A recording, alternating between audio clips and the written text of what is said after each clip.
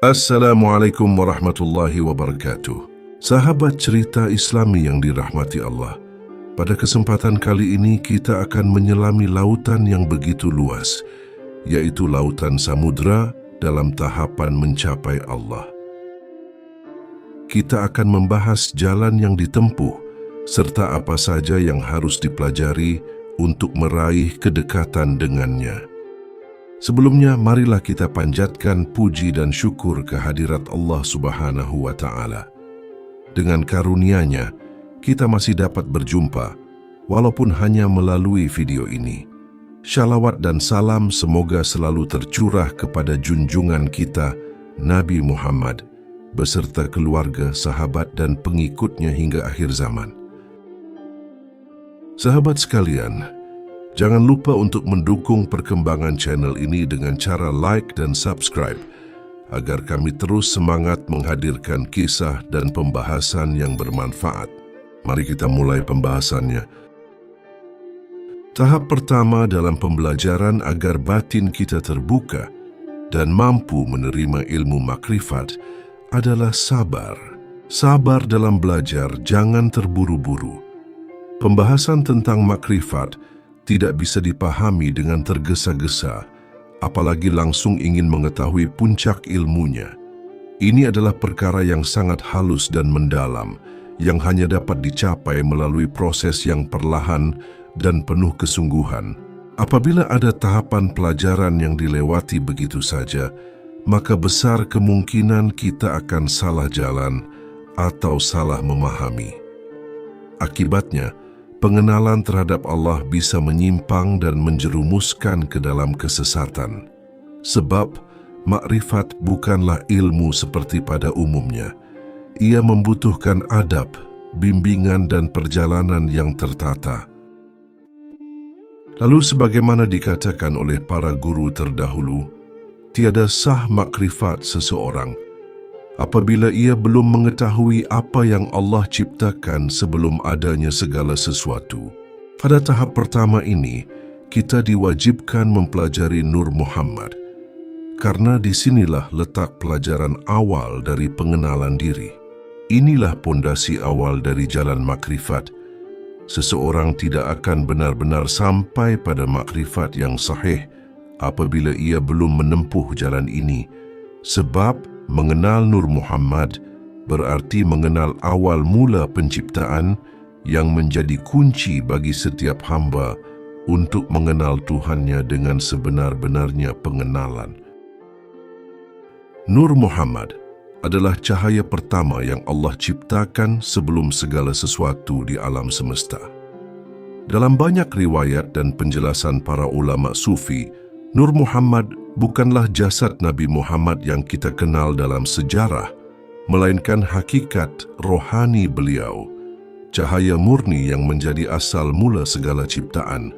Para guru tasawuf menjelaskan bahwa ketika Allah berkehendak menciptakan seluruh alam, yang pertama kali Dia ciptakan adalah Nur Muhammad. Dari nur inilah seluruh makhluk, langit, bumi, arasi, kursi, lauh mahfuz, malaikat, jin, dan manusia tercipta.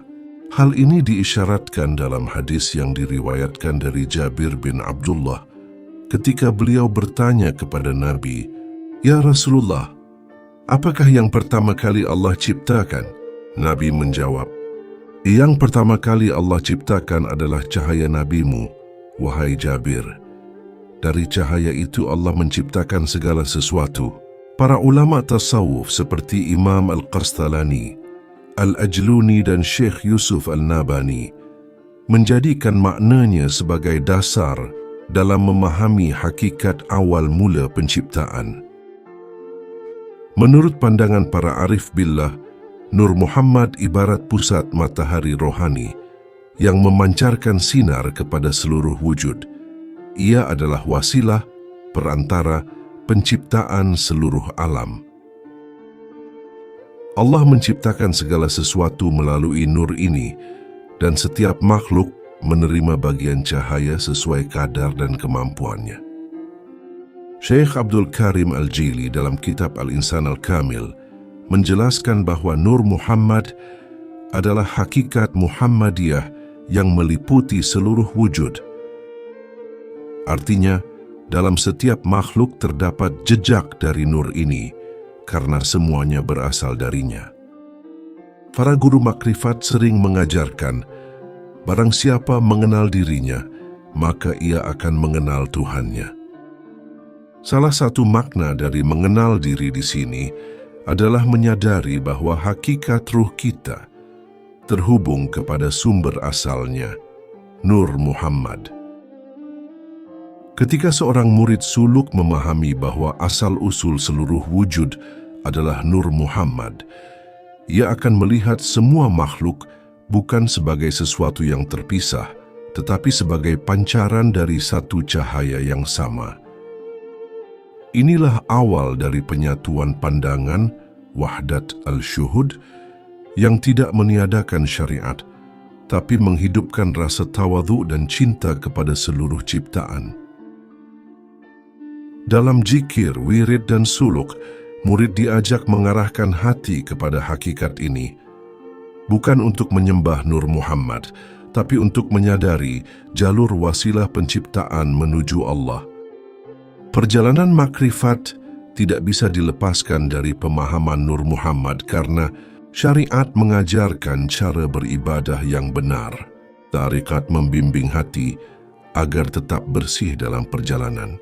Hakikat membuka tabir rahasia penciptaan, termasuk asal-usul dari Nur Muhammad. Makrifat adalah mengenal Allah melalui jalur yang sahih, dan itu dimulai dengan mengenal Nur Muhammad sebagai ciptaan pertamanya. Setelah itu, wahai saudaraku sekalian, ketahuilah bahwa bapa sekalian tubuh itu adalah Adam dan bapa sekalian ruh itu adalah Muhammad. Adapun penciptaan Nabi Adam alaihissalam berasal dari 4 unsur utama, yaitu api, angin, air, dan tanah. Api terbit dari diri yang batin, berhuruf alif bernama Zat.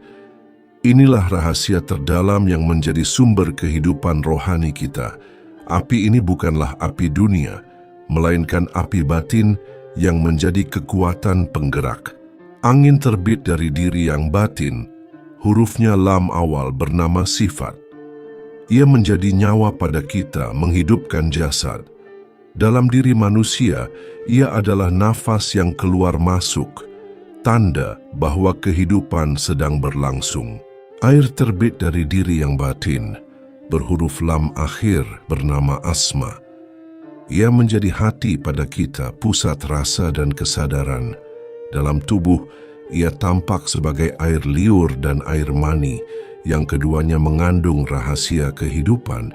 Tanah terbit dari diri yang batin, berhuruf H bernama af'al. Ia menjadi tubuh jasmani kita, dan segala kelakuan yang terlihat berasal dari unsur ini. Maka jika kita memandang diri yang zahir ini, sesungguhnya ia bernama dan berhuruf Allah. Huruf alif melambangkan zat, lam awal melambangkan sifat, lam akhir melambangkan asma, dan ha melambangkan af'al. Semua itu ada dalam diri manusia sebagai tanda kebesarannya. Huruf alif pada lafaz Allah adalah lambang dari zat Allah yang Maha Esa. Ia tegak lurus tanpa bengkok, menjadi tanda bahwa zatnya tidak bersandar pada apapun dan tidak membutuhkan siapapun. Dalam diri manusia, alif ini adalah asal dari ruh sejati, sumber segala kehidupan batin. Barang siapa mengenal alif, maka ia mengenal asal-usul ruhnya. Huruf lam yang pertama adalah lambang dari sifat Allah. Sifat ini meliputi segala sifat kesempurnaan, seperti ilmu, hikmah, kasih sayang, dan kekuasaan. Dalam diri manusia, lam awal ini adalah nafas yang keluar masuk, tanda hidup yang mengandung rahasia sifat. Nafas ini harus dijaga dari ucapan sia-sia, karena setiap hembusannya adalah amanah dari sifatnya. Huruf lam yang kedua adalah lambang dari asma Allah.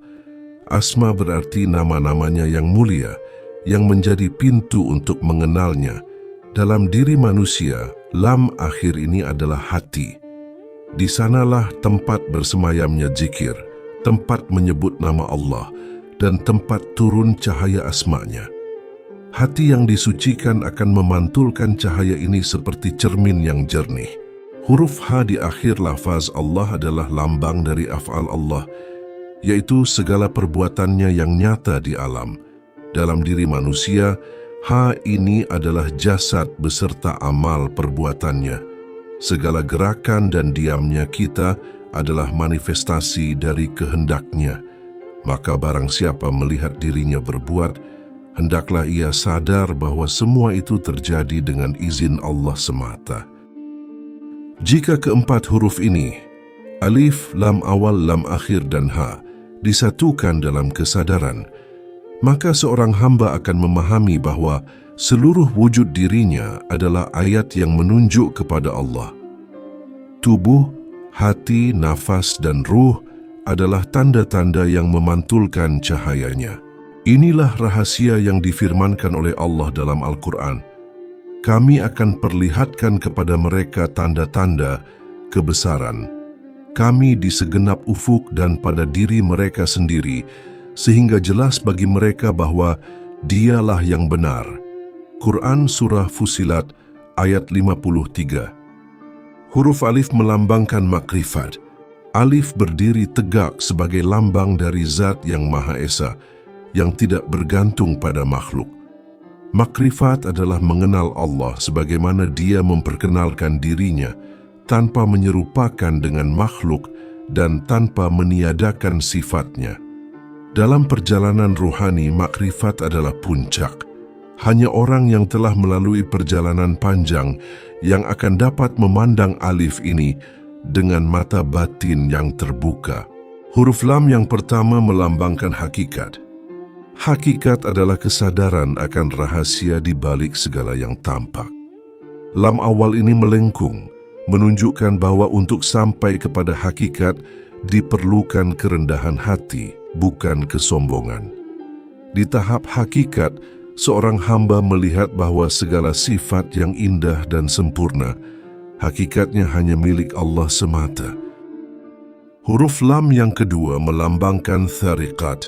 Thariqat adalah jalan atau metode yang ditempuh seorang hamba untuk membersihkan hati, memperbaiki akhlak dan mendekat kepada Allah. Lam akhir ini menghubungkan antara sifat dan perbuatan, karena dalam thariqat seorang murid dilatih agar segala amalnya terhubung dengan hatinya dan hatinya terhubung dengan Allah. Huruf H melambangkan syariat. H ini adalah bentuk yang terbuka, seperti jasad yang tampak oleh mata. Syariat adalah amal lahiriah yang mengatur perbuatan, ucapan, dan gerakan seorang hamba. Ia adalah pintu awal yang harus dilalui sebelum masuk ke tariqat, hakikat, dan makrifat. Tanpa H, huruf Allah tidak akan lengkap, sebagaimana tanpa syariat perjalanan menuju Allah tidak akan sah. Tajalli 7 sifat Allah pada diri manusia.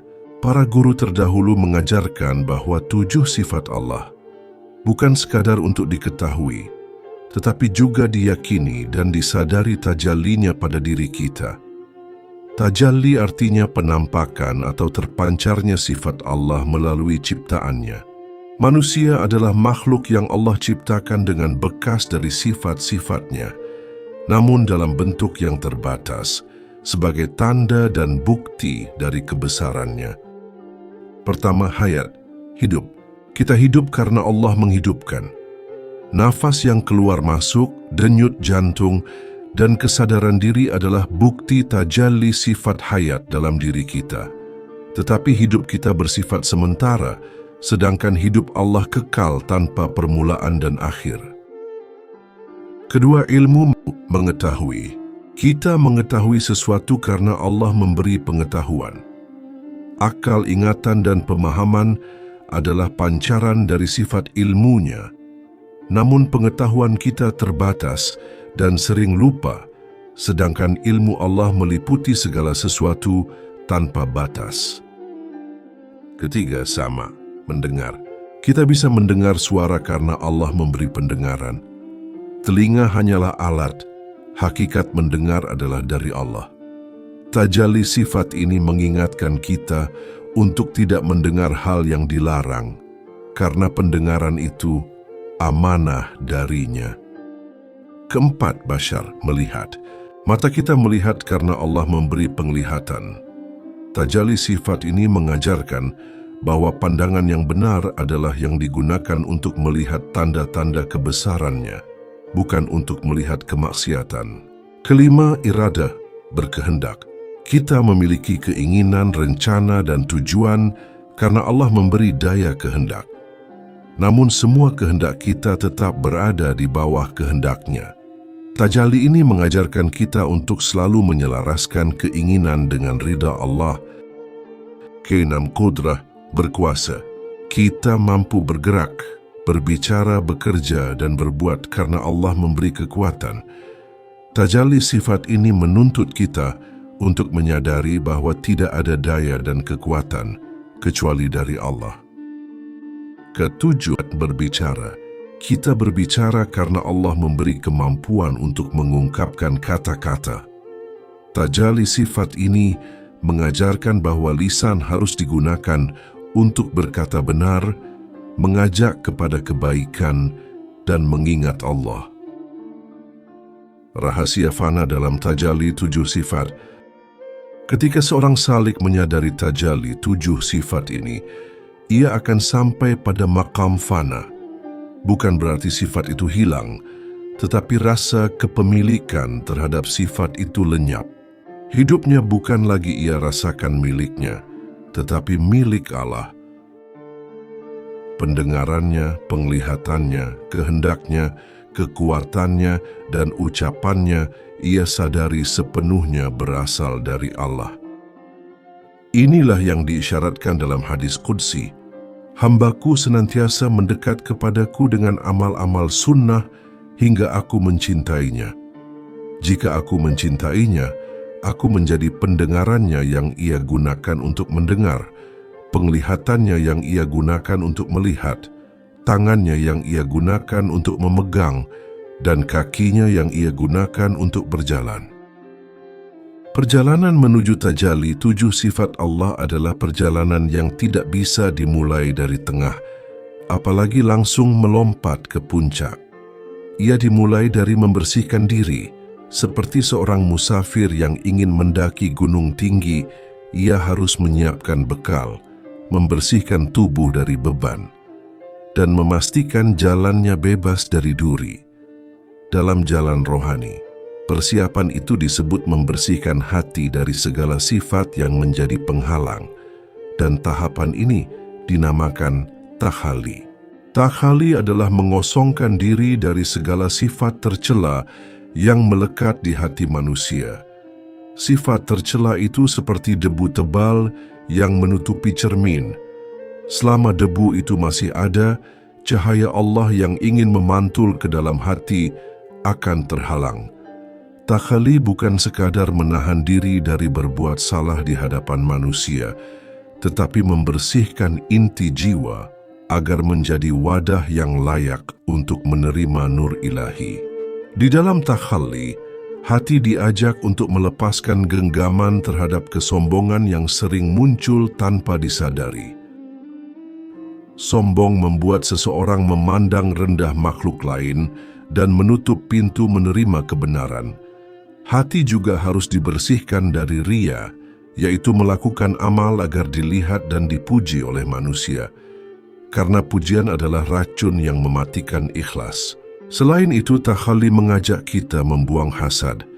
Perasaan tidak senang jika orang lain mendapat nikmat yang seolah menentang kehendak Allah. Begitu pula cinta dunia yang berlebihan, di mana dunia bukan lagi menjadi alat menuju Allah, melainkan menjadi tujuan yang menutup pandangan darinya. Hati yang terikat pada dunia akan berat melangkah dalam perjalanan ini.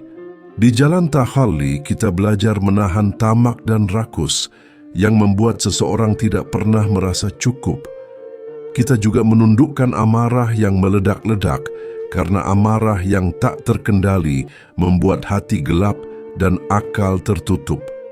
Dan yang tak kalah penting, kita meninggalkan ujub, rasa kagum pada diri sendiri yang membuat seseorang lupa bahwa semua yang dimilikinya hanyalah titipan Allah. Takhalli bukan pekerjaan sehari atau seminggu. Ia adalah latihan yang terus-menerus. Seorang salik memeriksa isi hatinya setiap hari melalui muhasabah, mengingat Allah setiap saat melalui muraqabah, dan segera bertobat setiap kali tergelincir. Ia memilih diam ketika ucapan tidak bermanfaat, memperbanyak doa di malam hari, serta memperkecil keterikatan pada hal-hal yang memanjakan hawa nafsu. Perjalanan ini akan terasa berat di awal, karena kita sedang memaksa hati meninggalkan kebiasaan lamanya. Namun, seperti seseorang yang mencabut akar tanaman liar di kebun, setelah tanah bersih maka bunga-bunga kebaikan akan mudah tumbuh. Setelah takhalli, barulah seorang salik siap melangkah ke tahap berikutnya, yaitu tahalli, menghiasi hati dengan sifat-sifat terpuji yang akan menjadi jalan menuju tajalli 7 sifat Allah. Setelah hati dikosongkan dari segala sifat tercela melalui takhalli, langkah berikutnya adalah mengisinya dengan sifat-sifat terpuji. Tahap ini disebut tahalli, yang artinya menghiasi atau memperindah hati dengan akhlak yang diridai Allah. Bila takhalli ibarat membersihkan wadah dari kotoran, maka tahalli adalah mengisi wadah itu dengan madu yang murni. Tahalli dimulai dengan menanamkan sifat ikhlas, yaitu berbuat hanya karena Allah semata, tanpa mencari pujian atau keuntungan dunia. Ikhlas adalah akar dari segala kebaikan. Tanpa ikhlas, amal yang banyak pun akan kehilangan nilainya di sisi Allah. Kemudian hati dihiasi dengan sifat sabar, baik sabar dalam ketaatan, sabar menahan diri dari maksiat, maupun sabar menghadapi ujian hidup. Sabar menjadikan hati kokoh seperti gunung, tidak mudah goyah oleh badai cobaan. Sifat syukur juga menjadi perhiasan yang indah. Syukur membuat seseorang memandang segala nikmat, sekecil apapun, sebagai anugerah yang patut dibalas dengan ketaatan. Syukur bukan hanya di lisan, tetapi juga diwujudkan dalam amal. Selanjutnya adalah tawakal, bersandar sepenuhnya kepada Allah setelah berusaha dengan sungguh-sungguh. Tawakal memberikan ketenangan, karena hati yakin bahwa apapun yang terjadi adalah keputusan terbaik darinya. Hati juga dihiasi dengan sifat rendah hati, memandang semua makhluk sebagai ciptaan Allah yang memiliki kehormatan. Kerendahan hati membuat seseorang mudah menerima nasihat, menghargai orang lain, dan tidak menganggap dirinya lebih mulia. Selain itu ada sifat pemaaf. Memaafkan bukan berarti melupakan luka, tetapi membebaskan hati dari dendam, sehingga tidak ada lagi beban yang menghalangi perjalanan menuju Allah. Tahalli mengubah wajah batin seseorang. Jika sebelumnya hati kusam oleh sifat-sifat buruk, kini ia mulai bercahaya. Orang yang berada di tahap tahalli akan terasa menyejukkan bagi siapapun yang mendekat. Perkataannya lembut, perbuatannya bijak, dan hatinya lapang. Tahalli adalah persiapan untuk memasuki tahap yang lebih tinggi, yaitu tajalli. Pada tahap tajalli, sifat-sifat Allah mulai memancar dalam diri seorang hamba. Namun tajalli ini tidak akan mungkin muncul tanpa pembersihan melalui takhalli dan penghiasan melalui tahalli. Setelah ini, barulah perjalanan menuju tajalli 7 sifat Allah dapat dimulai. Pada titik itu, hamba bukan hanya mengenal Allah melalui pengetahuan, tetapi merasakan pancaran sifat-sifatnya secara langsung di dalam hati. Tajalli adalah terbukanya hijab, sehingga cahaya sifat-sifat Allah memancar dalam hati seorang hamba. Pada tahap ini, seseorang tidak lagi hanya mengetahui sifat Allah dari kitab atau pelajaran, tetapi merasakannya secara langsung melalui pengalaman rohani. 7 sifat yang dimaksud di sini adalah sifat-sifat pokok Allah yang menjadi sumber segala kesempurnaan. Ketika tajalli terjadi, sifat-sifat ini seperti tercermin dalam diri hamba, tanpa berarti hamba itu menjadi Tuhan, melainkan bagaikan cermin yang memantulkan sinar matahari. Pertama adalah sifat hidup. Seorang hamba merasakan hidupnya berasal dari dan berada dalam kehidupan Allah. Nafasnya, geraknya, bahkan diamnya, semuanya terasa sebagai bagian dari hidup yang dipelihara oleh Allah. Kedua adalah sifat mengetahui. Hamba diberi rasa bahwa semua ilmu hakikat berasal dari Allah. Ia tidak lagi merasa dirinya mengetahui, tetapi Allah lah yang mengajarkan, membimbing, dan menyingkapkan rahasia-rahasianya. Ketiga adalah sifat mendengar. Di sini pendengaran hamba menjadi alat bagi Allah untuk mendengar. Ia dapat menangkap isyarat halus, suara kebenaran di balik kebisingan dunia, bahkan bisikan hati yang murni. Keempat adalah sifat melihat. Hamba dapat melihat tanda-tanda kebesaran Allah pada segala sesuatu, baik di alam semesta maupun di dalam dirinya. Pandangannya tidak lagi terhenti pada bentuk lahir, tetapi menembus pada makna batin. Kelima adalah sifat berkehendak. Kehendak pribadinya larut dalam kehendak Allah. Ia tidak lagi memaksa takdir mengikuti keinginannya, melainkan ridha dengan segala ketentuan yang telah Allah tetapkan.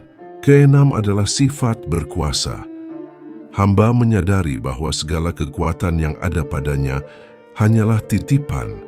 Ia tidak sombong ketika mampu dan tidak putus asa ketika lemah, karena tahu bahwa semua kuasa berasal dari Allah. Ketujuh adalah sifat berbicara. Lidahnya menjadi sarana untuk menyampaikan kebenaran. Ia berbicara dengan hikmah, memberi nasihat yang menenangkan hati, dan ucapannya selalu mengandung manfaat. Ketika ketujuh sifat ini bertajalli dalam diri hamba, maka perjalanan rohaninya memasuki puncak. Ia tidak lagi terikat oleh kepentingan diri, tidak pula tergoda oleh dunia. Segala perbuatannya menjadi cerminan dari sifat-sifat Allah yang agung. Namun tajalli ini bukan tujuan akhir. Puncak perjalanan adalah fana, yaitu lenyapnya rasa aku dalam kehadiran Allah, dan baka, yaitu kekal bersama Allah dalam kesadaran penuh. Selanjutnya, setelah hamba mengalami tajalli 7 sifat Allah, perjalanan ruhani akan mengantarkan dirinya menuju fana. Fana adalah lenyapnya kesadaran ego atau rasa memiliki diri sendiri. Pada tahap ini, hamba tidak lagi merasa bahwa ini aku, ini milikku, ini kehendakku, melainkan semua itu larut dalam kehendak dan keberadaan Allah.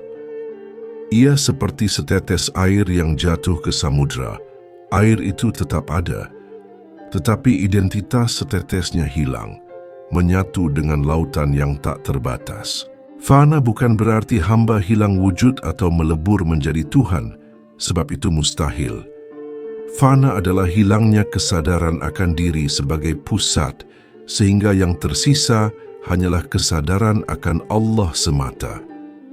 Dalam fana, ibadahnya tidak lagi karena ingin pahala atau takut siksa, melainkan murni karena cinta dan pengabdian. Setelah fana akan datang baka. Baka adalah kekal bersama Allah dalam kesadaran penuh. Jika fana adalah lenyapnya aku, maka baka adalah kembalinya hamba untuk hidup di dunia ini, namun dengan kesadaran baru bahwa semua gerak, diam, hidup, dan mati hanyalah milik Allah. Inilah keadaan di mana seorang hamba menjadi Abdullah yang sejati, hamba Allah yang tidak terputus hubungannya, walau berada di tengah kehidupan dunia. Di tingkat baka, ucapan hamba adalah hikmah, langkahnya adalah dakwah, dan pandangannya adalah rahmat. Ia berjalan di bumi dengan hati yang selalu tertaut kepada Allah, menjadi cahaya bagi orang lain, namun tetap rendah hati karena sadar bahwa semua berasal darinya. Selanjutnya, ketika seorang salik telah menempuh jalan fana dan baka, ia akan berhadapan dengan ujian-ujian kasyaf. Kasyaf adalah terbukanya tabir, sehingga mata hati dapat melihat perkara-perkara yang sebelumnya tersembunyi. Ini bisa berupa penyingkapan rahasia ciptaan, membaca tanda-tanda gaib, atau bahkan mengetahui keadaan batin dan aib orang lain. Namun disinilah letak salah satu ujian terberat bagi para pecinta Allah. Banyak salik yang tergelincir bukan karena hawa nafsu dunia semata, melainkan karena terpesona pada karomah yang muncul. Hati menjadi condong untuk merasa istimewa, seakan telah mencapai puncak, padahal itu hanyalah ujian. Karomah hanyalah bunga di tepi jalan, bukan tujuan akhir perjalanan ruhani. Para mursyid terdahulu telah berpesan, jika engkau telah tahu, maka diamlah. Haram diucapkan, kafir diingatkan. Maksudnya, jika Allah membukakan rahasia seseorang kepadamu, jangan sekali-kali mengucapkannya atau menyingkapkannya. Menyebarkannya sama saja dengan menghinakan hamba Allah di hadapan manusia, dan itu adalah dosa besar. Maka saat kasyaf datang, janganlah merasa diri lebih tinggi dari orang lain. Tetaplah berendah diri, berjalan di tengah manusia, layaknya tidak mengetahui apa-apa, menutupi aib mereka sebagaimana Allah menutupi aibmu. Seorang kekasih Allah sejati bukanlah yang memperlihatkan kemampuannya, tetapi yang menjaga rahasia Tuhannya dengan penuh amanah. Sebagai nasihat penutup, ingatlah bahwa perjalanan menuju Allah adalah perjalanan hati, bukan sekadar perjalanan ilmu atau pengalaman. Jangan pernah berhenti membersihkan diri, karena kejernihan hati adalah kunci terbukanya cahaya makrifat. Apapun yang Allah bukakan kepadamu, simpanlah sebagai amanah, bukan sebagai kebanggaan. Rendahkan hatimu di hadapan manusia, dan tinggikan hanya Allah di dalam jiwa.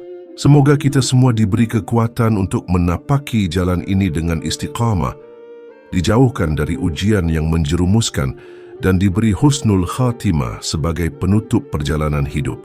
Kurang dan lebihnya saya mohon maaf jika ada penyampaian yang kurang tepat. Kekurangan datangnya dari saya dan segala kelebihan datangnya daripada Allah. Wassalatu wassalamu alaikum warahmatullahi wabarakatuh.